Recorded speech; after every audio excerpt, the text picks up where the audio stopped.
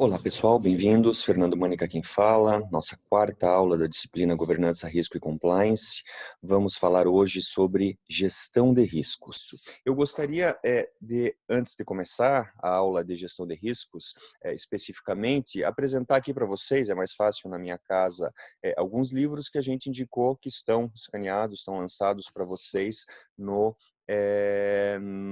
ambiente virtual acadêmico. Esse é o primeiro deles, vários textos são desse livro aqui, organizado pela professora Irene Nohara e Flávio Pereira. A Irene é amiga nossa, professora lá do Mackenzie, já participamos de vários eventos juntos, ela já veio aqui para Curitiba, participou da nossa pós-graduação em Direito Administrativo, Governança e Integridade. Então, um texto, uma coletânea, né, de artigos bem interessante da professora Irene Nohara sobre o assunto. Esse outro aqui é outra compilação coordenado por André Castro Carvalho e vários outros professores. É um livro, né, mais extenso que o da professora Irene, mas tão bom quanto. E o professor André trabalha bastante, né, especialista em compliance, amigo nosso.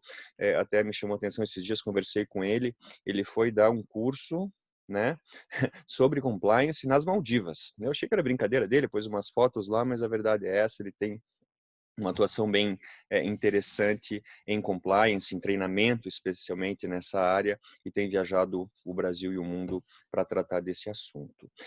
E o último dos livros é esse aqui, né? Alguns textos também foram recomendados do professor Rodrigo Pironti e Mirella Mirosi Iliotto, né? Rodrigo Pironti também meu amigo, na verdade padrinho do meu filho. A Mirella foi colega quase contemporânea de vocês, formou-se há poucos anos aí na UP, foi minha estagiária, fez PIC comigo e acabou escrevendo esse livro também bem interessante com o Rodrigo Pironti, que é advogado aqui em Curitiba.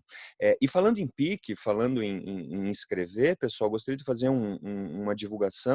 Eu lancei para o pessoal do quarto ano, eu lancei 2 projetos de iniciação científica, um deles sobre requisição administrativa em tempos de coronavírus, né, um tema extremamente importante, atual, acerca dos limites e das possibilidades de que o poder público requisite bens, serviços e equipamentos privados, tanto da área da saúde quanto de outras áreas, para atendimento à saúde.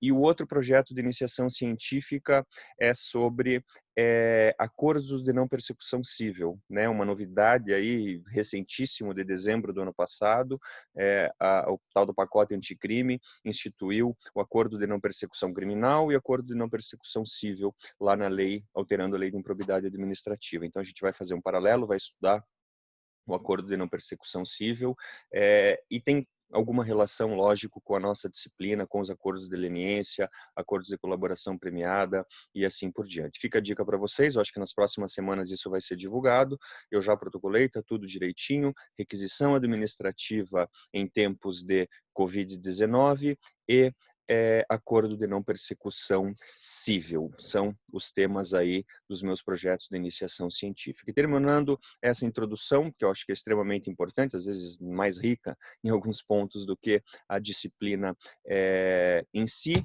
eu sugeriria 2 outros livros que vocês certamente conhecem. Quem não conhece, obrigatoriamente tem que conhecer esse, do Michael Sandel, já virou um best-seller, né? Justiça, o que é fazer a coisa certa, que trata de de uma abordagem que compara a questão ética com a questão econômica, até que ponto as coisas têm preço, até que ponto vale a pena se definir por determinado comportamento que traz talvez um benefício maior, mas que acaba não respeitando um princípio ético, né? Uma discussão super interessante, um livro leve, fácil, professor lá de Harvard que escreveu esse livro e muito provavelmente vocês já no 4º, 5º ano conhecem.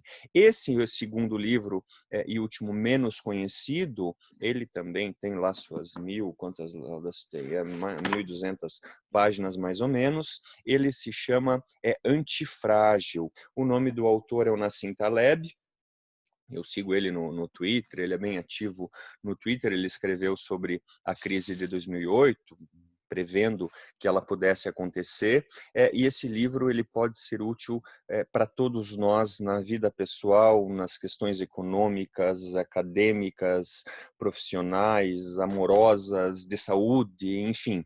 Ele traz esse conceito, propõe o conceito de antifragilidade, que não é o contrário exatamente de fragilidade, tem alguma relação com resiliência, mas ele tenta explicar como nós podemos nos comportar ou analisar as situações, avaliar as situações a partir desse novo conceito de antifragilidade. É um livro extremamente importante, útil, interessante, que a gente pode usar em vários cenários da nossa vida profissional, pessoal e assim por diante. Fica a dica, portanto, pessoal, também desse livro do Nassim Taleb. Eu acabei organizando, tinha feito um vídeo que não deu certo, por isso atraso no lançamento aqui do vídeo, mas eu fiz uns slides muito simples, muito tranquilos, para a gente acompanhar a aula sobre gestão de riscos. Aqui, a grande questão que nós temos que compreender mais ou menos o que consta dessa foto, né? Todos nós temos a noção, vimos na semana passada, estamos vivenciando um momento em que todos estamos gerenciando um grande risco, que é o risco de termos um problema sério, e a gente vai ver isso daqui a pouco na quantificação dos riscos, um problema sério de saúde. O Estado brasileiro está avaliando esses riscos, e aqui tem um exemplo, né? Eu já tentei surfar, não sou um grande surfista, mas me aterroriza enxergar esse tipo de situação em que um surfista lá, essa foto foi tirada em Nazaré, acaba surfando ondas gigantes e está sujeito, obviamente, a acontecimento ou uma situação futura que pode provocar um impacto negativo em uma organização, projeto, empreendimento, atividade ou contrato, gerando prejuízos ou danos. Ou seja, essa é a noção de risco. Algo incerto, que pode ou não acontecer, mas que, caso aconteça, vai trazer uma consequência negativa. O importante da gente destacar para começar a análise da gestão de riscos é que esse acontecimento futuro, ele pode gerar impacto negativo a uma organização inteira, a toda uma companhia, a todo um país, a todo um estado.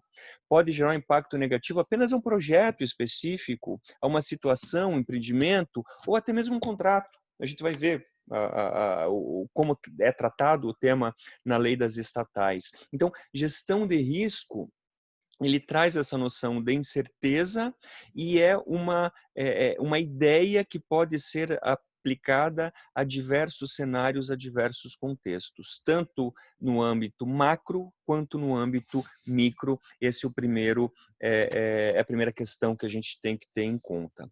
E o risco que determinada empresa, país, pessoa assume ou não, ele tem várias naturezas. Ele pode ter natureza econômica, natureza ambiental, operacional, legal, reputacional, financeira ou sanitária.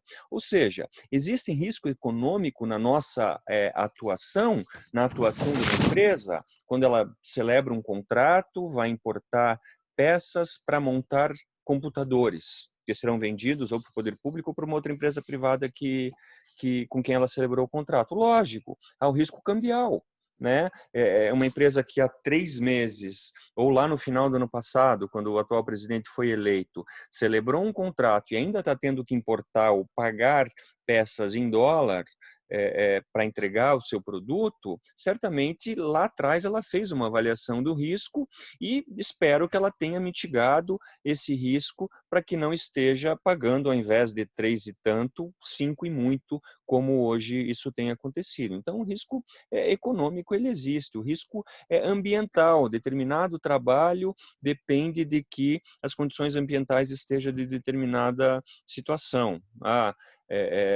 Celebrei um contrato para lavagem. Aqui eu moro num prédio, para lavagem do prédio, e o contrato prevê que essa lavagem vai acontecer em 30 dias. E se chover? E se não chover? É necessário que se tenha noção do risco para que se possa prever e estipular em contrato uma cláusula que diga que são 30 dias úteis ou 30 dias aproveitáveis, né? O risco operacional, quando há algum problema, alguma possibilidade de que determinada máquina, de que da mão de obra, de que determinado insumo não seja mais encontrado, né? Isso a gente tem vivenciado hoje, a gente está num momento de maior risco, de maior tensão, de maior incerteza da história recente da humanidade, em que muitos produtos, por exemplo, já não são mais encontrados, né? Vejam a cloroquina na farmácia, tem muitas pessoas que dependem dela para outros tratamentos, não têm encontrado porque outras pessoas compraram para se proteger da Covid. Então, o risco operacional ele também existe e é muito importante. O risco legal de que a legislação seja alterada ou de que se descumpra determinado requisito legal que não se tenha conhecimento. Há um risco, sim, muito grande, ou a interpretação, a jurisprudência mude, né? A gente tem visto aí o Supremo Tribunal Federal especialmente mudar entendimento sobre determinados assuntos. Isso gera um risco, isso gera incerteza. Reputacional, é possível que uma determinada, vamos imaginar, uma propaganda de uma empresa, volta e meia acontece, tem algum caráter machista, ou com algum tipo de preconceito, ou a manifestação do proprietário da empresa, do acionista, né, vai contra a defesa da vida, ou algo do gênero, enfim, isso pode trazer aí um risco reputacional para a própria empresa.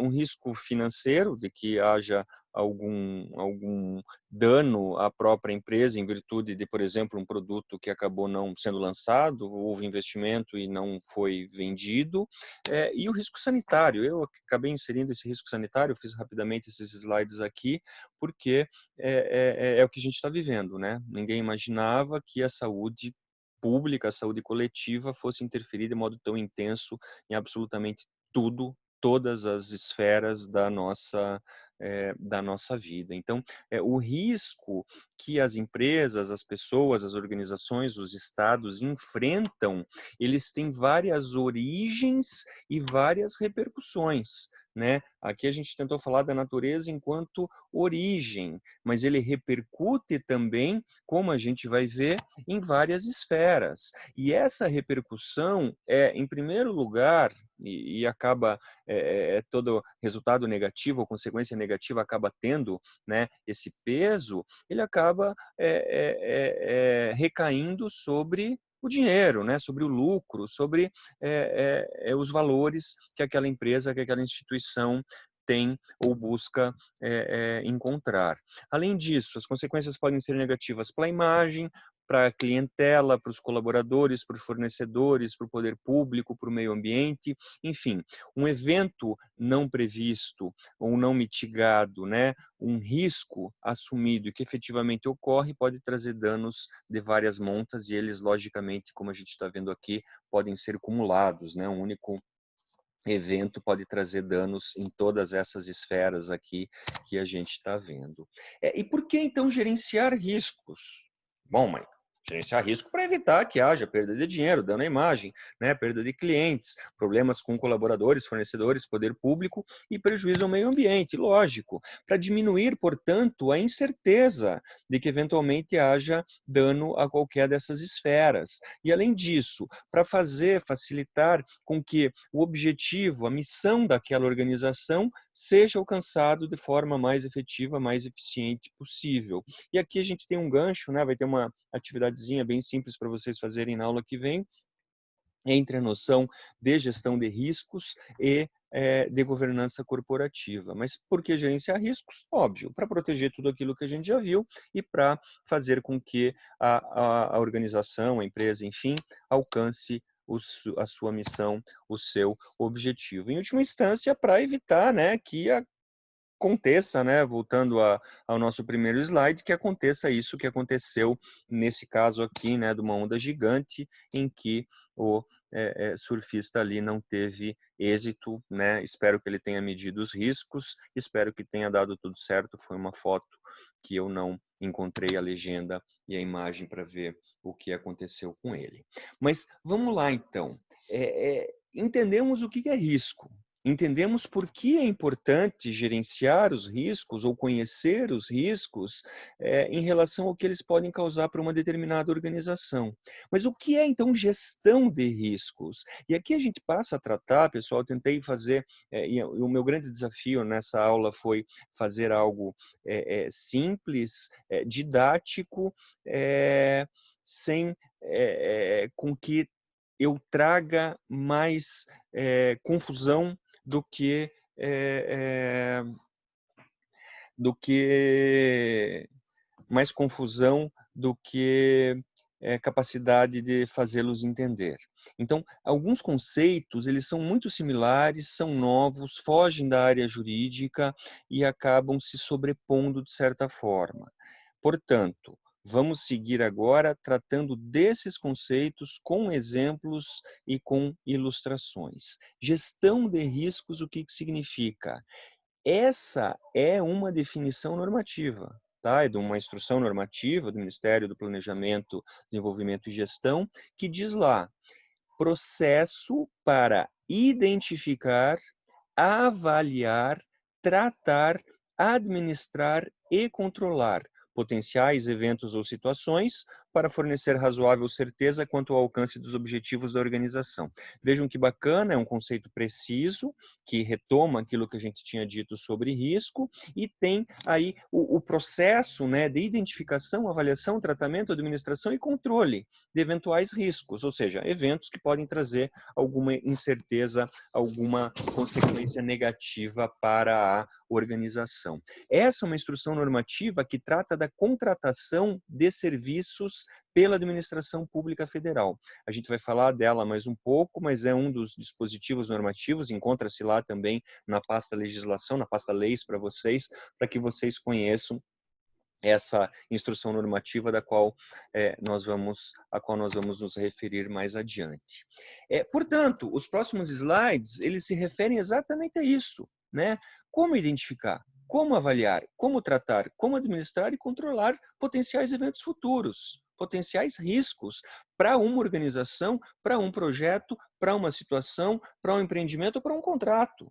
Né? Então, esse tipo de avaliação ele pode variar muito, pode envolver muito mais gente, muito menos gente, pode ter um impacto muito maior ou muito menor em relação a um grupo muito maior ou muito menor de pessoas, bens, dinheiro e interesses. Agora, é possível que se faça a gestão e mais, é necessário que se faça a gestão de riscos, tanto no âmbito micro quanto no âmbito macro. Vamos ver como se dá esse processo. E aqui o primeiro passo, a identificação dos riscos. E os riscos, acho que vocês viram num dos artigos, né, no artigo sobre gestão de riscos que eu pedi para que vocês lessem, eles podem ser tanto internos quanto externos. Eu achei bem interessante aquela referência à arte da guerra, né? Conhece-te a ti mesmo e conhece o teu adversário, para você poder definir se vai ou não ter chance numa luta contra esse adversário. Então, os riscos internos, né?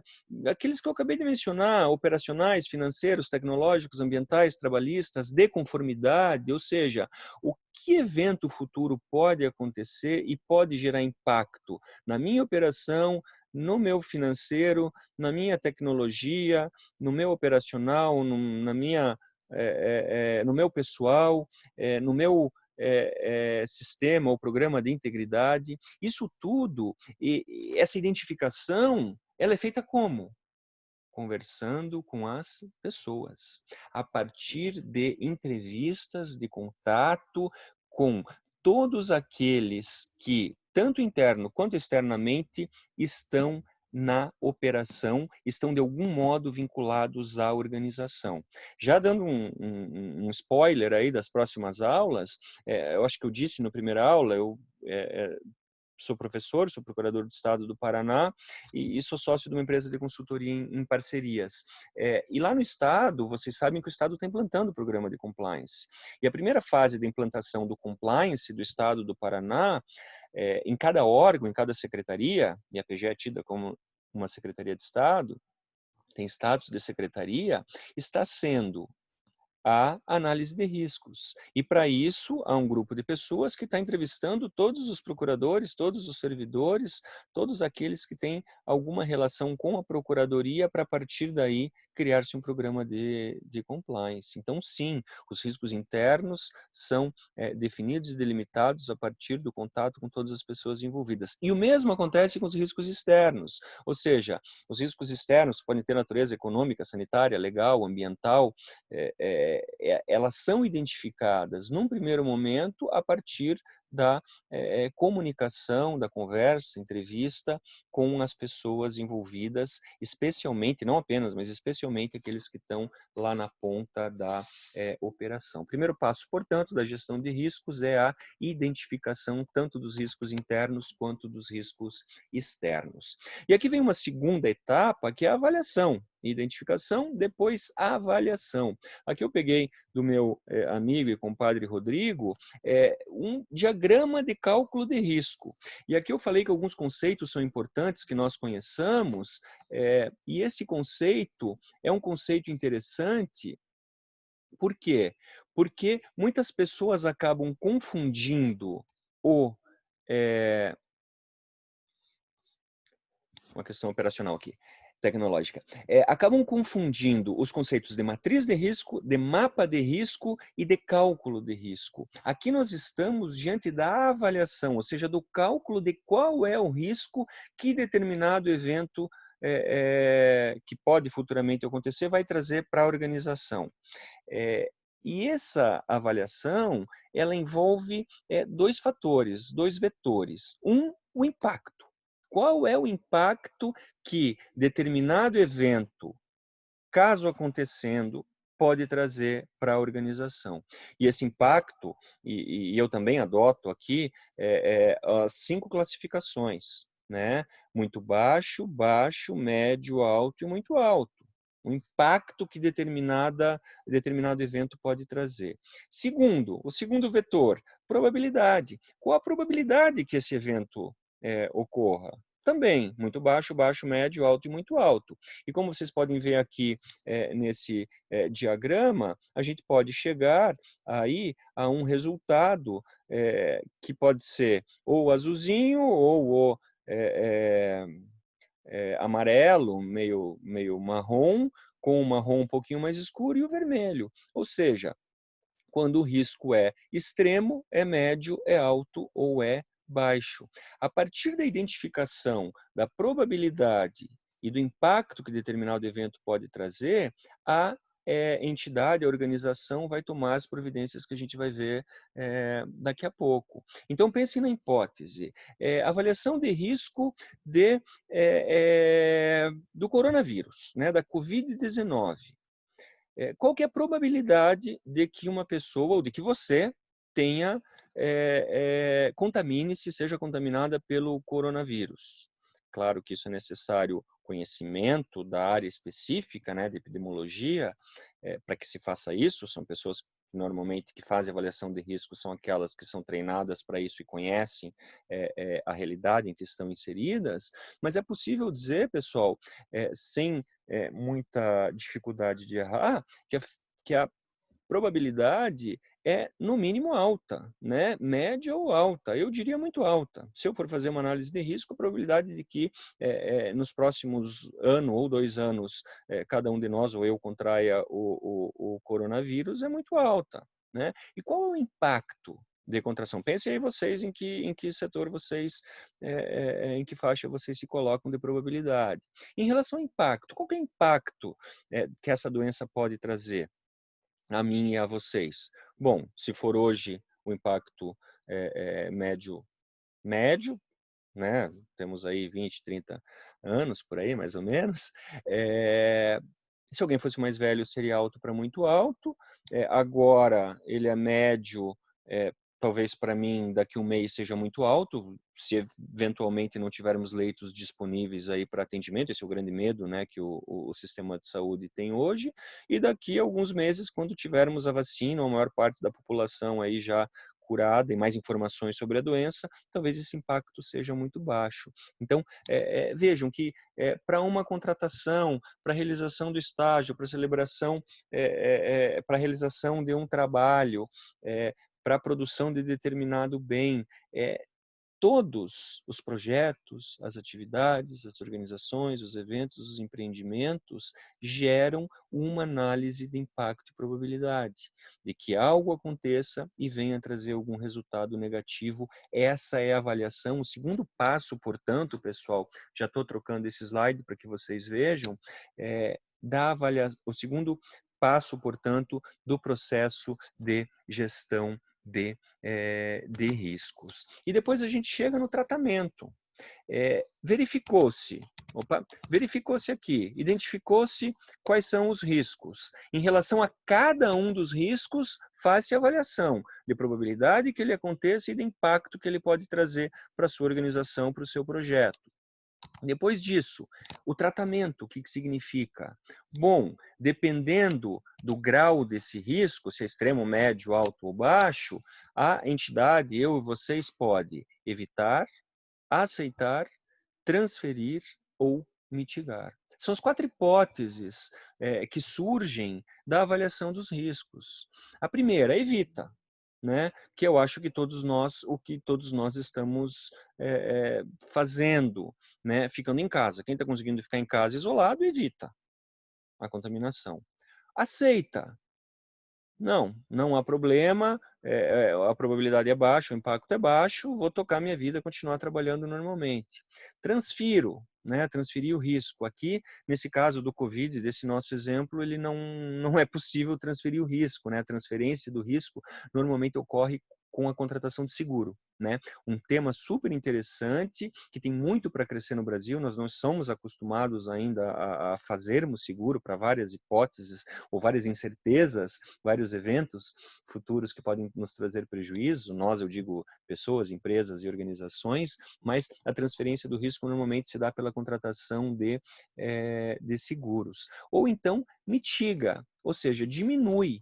A mitigação de um risco, pessoal, significa o seguinte: tentar diminuir a probabilidade de que esse risco efetivamente aconteça ou diminuir o impacto desse risco, né? Então, se não for possível evitar o risco, se não a entidade decidiu não aceitar esse risco da forma como ele é, e não é possível transferir esse risco, normalmente o que se faz? Mitiga, ou seja, administra e controla. Tenta tirar o risco de uma classificação extrema ou alta para uma classificação média ou baixa, mudando o quadradinho aqui, sei lá, de 16 para 9 ou de 16 para 4 e assim por diante.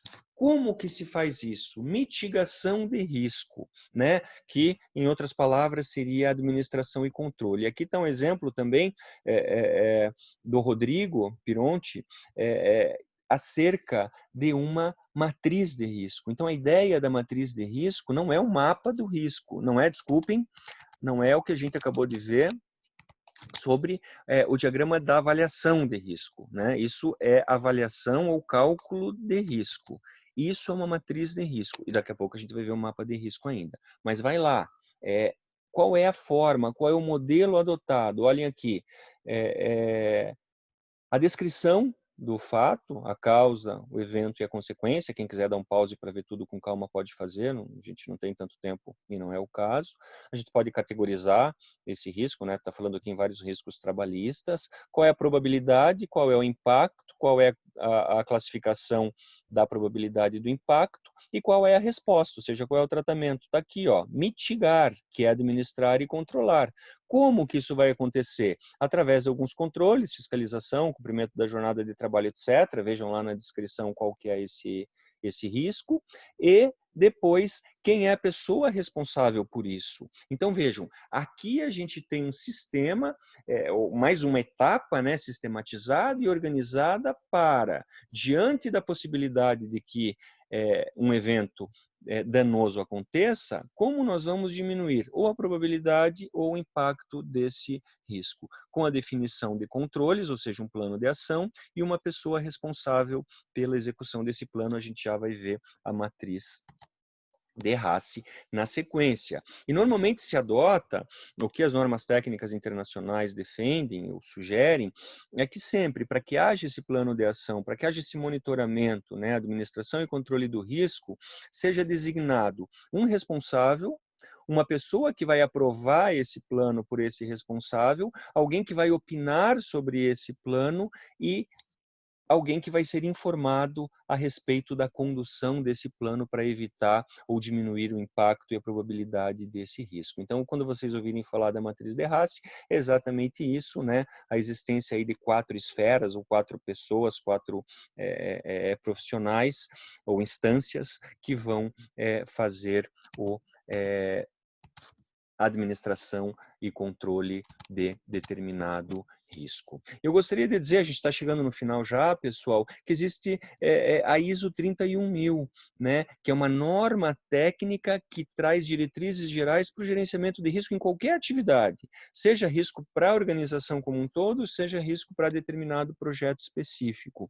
Então, ela é um modelo, né, a gente conhece as várias ISO que existem, é um modelo geral que pode se adaptar a cada tipo de risco para que ele seja gerido ou gerenciado da melhor forma possível. Quem quiser se aprofundar, fica aí a indicação.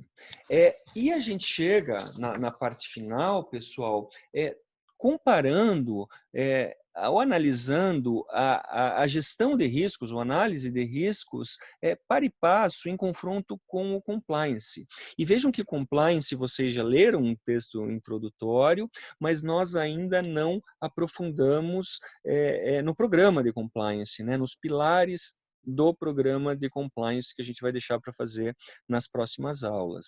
Mas vejam que o Decreto-Lei 8420, né, que regulamenta a lei anticorrupção na esfera federal, ela diz lá que o programa de integridade, ou programa de compliance, deve ser estruturado, aplicado, atualizado de acordo com as características e riscos atuais das atividades de cada pessoa jurídica, a qual, por sua vez, deve garantir constante aprimoramento e adaptação do referido programa, visando garantir sua efetividade. O que eu quero dizer aqui, pessoal?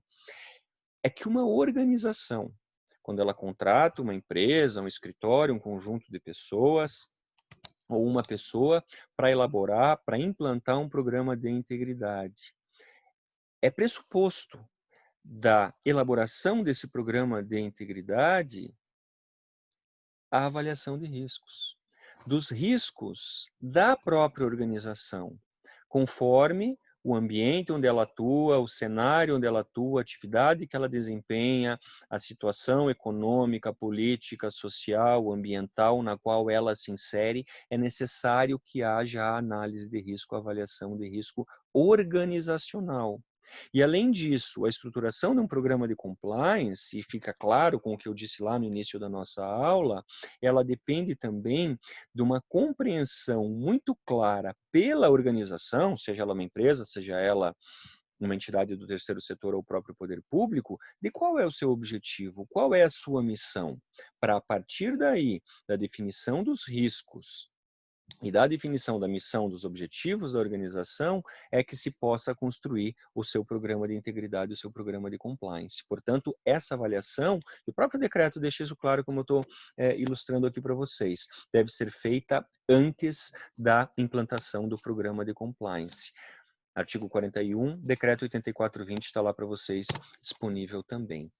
Mas tem uma outra faceta da avaliação de riscos, porque não só pressuposto do programa de compliance, mas ela é uma exigência do programa de compliance. E aqui, especificamente, lá no artigo 42, o artigo seguinte, né, para fins do parágrafo 4º do artigo 5º, o programa de integridade será avaliado, para ver se ele é efetivo mesmo, quanto à sua existência e aplicação de acordo com os seguintes parâmetros: análise periódica de riscos para realizar adaptações necessárias ao programa de integridade. Então, um programa de integridade ele é elaborado a partir de uma avaliação de riscos aos quais a entidade, a organização está exposta, e o próprio programa de compliance exige que haja periodicamente uma avaliação dos riscos para quê?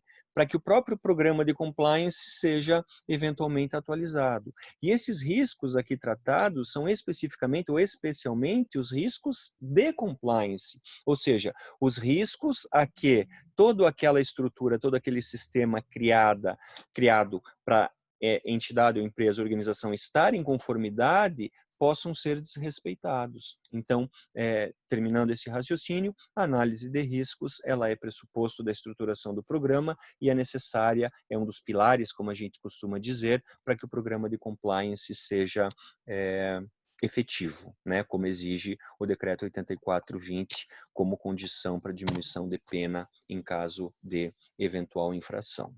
Aqui, a gente está chegando no final dessa nossa conversa, eu queria chamar a atenção para vocês, voltando para a Instrução Normativa número 5 de 2017. Eu falei lá, né, eu peguei o conceito lá atrás para vocês, de gerenciamento de riscos, e agora eu pinço aqui, colaciono para vocês nos slides, o artigo 26, 25, 26 e 27, porque ela sintetiza, basicamente, vejam que bacana, né, um ato normativo da esfera federal, mas ela sintetiza basicamente tudo aquilo que a gente disse, né, identificação dos riscos, avaliação dos riscos, tratamento dos riscos, né, se eles forem inaceitáveis, identificação dos responsáveis, a criação do mapa de riscos. Por quê? Apertem pause, né, se quiserem ver com calma aí. Por que ela faz isso, pessoal? Porque ela trata, essa instrução normativa número 5, está aqui embaixo à esquerda, da contratação de serviços pela administração pública federal. E ela exige que no processo de contratação, desde a fase interna de licitação, sejam avaliados os riscos que vão ser suportados ou que a administração vai ser exposta, e as formas de mitigar esses riscos. Então, é muito bacana, esse foi um primeiro passo da legislação ou da normatização brasileira rumo à incorporação da análise de riscos, da gestão de riscos em relação à celebração de contratos. E é bem interessante o que a Instrução Normativa número 5 de 2017 faz. E ela traz, pessoal, a exigência, ela fala no mapa de riscos aqui no parágrafo 2º, especialmente, que deve haver esse mapa de riscos em diversas fases de um processo de contratação. E vejam, tanto no planejamento, está escrito ali em cima, quanto na gestão do contrato. E veja que tem, em relação a cada um dos riscos, né, que foram identificadas, tem a análise de probabilidade do impacto, a mensuração, né, como nós vimos agora há pouco através daquele gráfico, daquela planilha, né? A probabilidade, aqui está um gráfico, na verdade, né, apenas de 9 possibilidades de resposta, né, baixa, média e alta, não muito baixa, média, não muito baixa, baixa, média, alta e muito alta. Eu prefiro o gráfico, a planilha, com 5 possibilidades e não 3, mas enfim, aqui é uma simplificação, assim que é adotado como anexo lá do próprio Instrução Normativa número 5, e depois, caso haja esse risco, tem lá quais são as ações preventivas para tentar evitar e quais são as ações de contingência para diminuir o impacto, né? Diminuir a probabilidade, diminuir o impacto e o responsável com base lá na matriz RACI. Ou seja, é uma simplificação daquilo e união do que nós vimos como métrica para quantificação da probabilidade do impacto, do risco a ser suportado ou não pela organização, com a própria matriz de risco, né, muito mais simplificada, simplesmente com ação preventiva e ação de contingência. De todo modo, é uma evolução muito interessante, importante vocês saberem que isso consta da nossa normatização da contratação de serviços no âmbito federal. E para terminar, matriz de risco na lei das estatais. Aqui uma observação bem importante, a lei das estatais 13.303 de 2016, ela trouxe uma exigência nova, né, que no RDC estava implícita e que inova muito aquilo que a gente conhece. Lembrem comigo para terminar a nossa aula. Lei 8666. Riscos não previstos, caso fortuito e força maior, Isso vai ser aplicado no que nós estamos vivenciando agora, talvez com alguma relativização, mas o contrato administrativo da Lei 8666. Quem suporta riscos não previsíveis, decorrentes de caso fortuito e forço maior, os danos que esses riscos podem vir a causar a terceiros ou os contratantes. Quem suporta? A administração pública. Está previsto expressamente na Lei 8666. Já na Lei de Concessão de Serviço Público, a Lei 8987 de 95, ela já diz o seguinte, pessoal, se vocês lembrarem do conceito de concessão de serviço público, né, é a transferência da exploração de determinado serviço a um particular que é por sua conta e risco.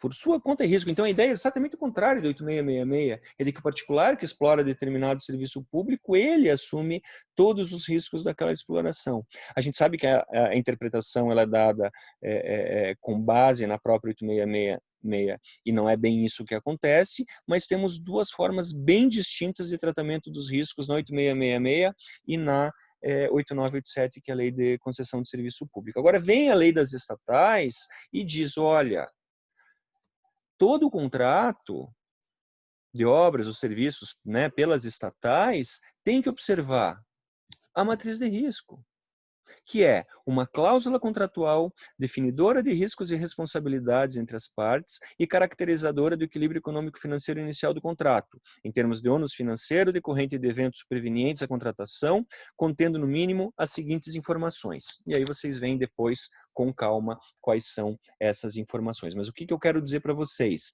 é que na lei das estatais e a nova lei de licitações, que quando a gente voltar à normalidade, tende a ser aprovada, também traz essa exigência, é que o próprio contrato administrativo, vejam, isso não é a mesma coisa do que foi dito acerca da contratação de serviços pela IN número 5. Aqui não. Aqui é no próprio contrato administrativo, é exigido que nele haja cláusulas que prevejam ou que antecipem eventuais riscos, eventuais fatos que podem ocorrer e quem vai arcar com o custo decorrente desse fato. É o que a gente estuda lá em direito administrativo. Vocês estudaram. Era para construir uma ponte, era para construir um prédio, o terreno era presumivelmente argiloso, foram fazer lá a fundação e descobriram que parte do terreno ou logo abaixo o terreno é rochoso. O custo vai ser muito maior. Quem paga? Isso não foi previsto no contrato, não está no projeto básico nem no projeto executivo. Quem paga? Regra geral, a administração pública. Na prática, o que acontece? Discussões eternas que vão para o poder judiciário. O que a lei das estatais prevê? O que a matriz de risco numa contratação pública prevê? Que isso seja antecipado, que tudo aquilo que é evento superveniente, possivelmente impacte no equilíbrio econômico-financeiro, ou seja, naquilo que o Estado vai pagar e a empresa vai receber, seja antecipado e seja resolvido de modo antecipado. Assim, na contratação, a própria empresa vai embutir isso no seu custo, esse risco que ela sabe que vai ser dela ou vai ser do poder público, e vai ser sanado sem com que haja a discussão eterna, e isso também é um custo muito alto, né, pessoal? A existência de uma discussão, né, externalidades negativas, custo de transação, enfim, para que se defina aquilo que vai ser suportado por um ou por outro. Então, essa é a noção de matriz de risco na lei das estatais. Não confunda com o mapa de risco, nem com a quantificação do risco, conceitos similares, mas que não são idênticos. Eu espero que tenha sido útil essa aula, pessoal. O conteúdo é um conteúdo que é praticamente não jurídico, mas como nós combinamos, né, eu tento traduzi-lo para a esfera jurídica, dar exemplos na esfera jurídica, para que a gente possa conhecer, reconhecer e aplicar essa metodologia, que é uma metodologia tão importante, cada vez mais utilizado e cada vez mais exigida pela legislação, e que nós podemos aplicar em várias situações da nossa vida.